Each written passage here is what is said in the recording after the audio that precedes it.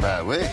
Bon, on commence par ça parce que c'est ce qui s'est terminé le plus tard. Donc, évidemment, vous n'avez peut-être pas les résultats, quoique si vous êtes des fans de football et que vous aimez la Coupe de France, vous êtes au courant. Voilà, la Coupe de France pour le PSG. C'était sur France 2. Alors, pour tout vous dire déjà, c'est un marathon pour le PSG en ce mois d'avril. Ils ont battu Marseille en championnat, c'était dimanche. Ils sont toujours leaders. Ils sont qualifiés pour la Coupe de la Ligue, ce sera samedi face à Bastia. Ils ont un quart de finale de Ligue des Champions la semaine prochaine face à Barcelone. Et là, ils se sont qualifiés pour la finale de Coupe de France avec un Zlatan des grands jours, William, comme on peut dire, et comme on pourra lire dans les journaux ce matin. Regardez ce qui s'est passé hier soir. Le PSG, leader de Ligue 1, accueillait Saint-Etienne, 5e cette saison. Les deux clubs se sont déjà rencontrés à 3 reprises, 3 victoires parisiennes. Et pour cette demi-finale de Coupe de France, Paris ouvre le score sur pénalty de Zlatan Ibrahimovic à la 21e minute. C'est son 100e but sous le maillot du PSG.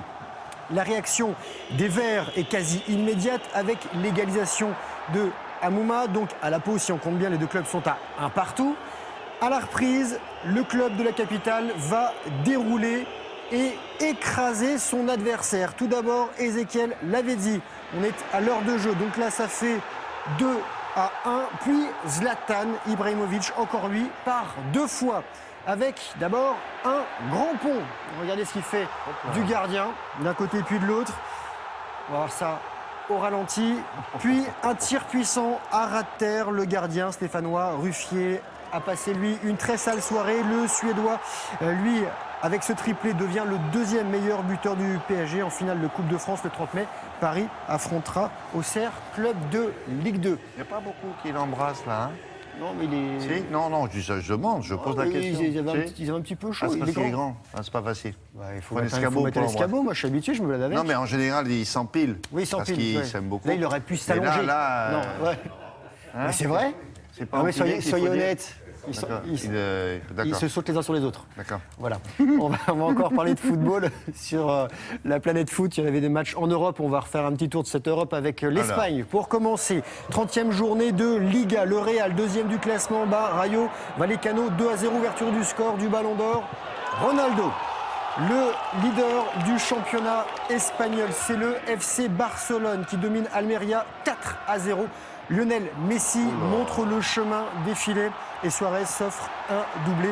Rappelons que mercredi prochain, le Barça vient affronter le PSG en match aller de quart de finale de Ligue des Champions. Voilà pour le foot espagnol. On traverse maintenant la Manche avec Liverpool qualifié pour les demi-finales de la Coupe d'Angleterre en battant Blackburn, club de 2e division. Le Français Mamadou Sakho, blessé à la cuisse gauche, est sorti rapidement et le seul but de la soirée est signé Coutinho. Voici donc pour le foot anglais. Et on avait également du foot italien, William, avec la Lazio Rome qualifiée pour la finale de la Coupe d'Italie.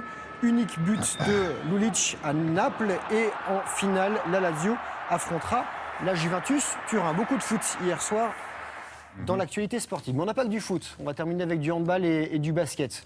Le hand, regardez, ça se passait en Savoie avec le championnat de France, 20e journée. Chambéry en gris ici sur son parquet peut nourrir quelques regrets. Les Savoyards ont réussi à recoller en fin de match face à Cesson Rennes. Les victoires bretonnes tout de même 18-17. Et jusqu'au bout, les Chambériens, vous allez voir, ont poussé.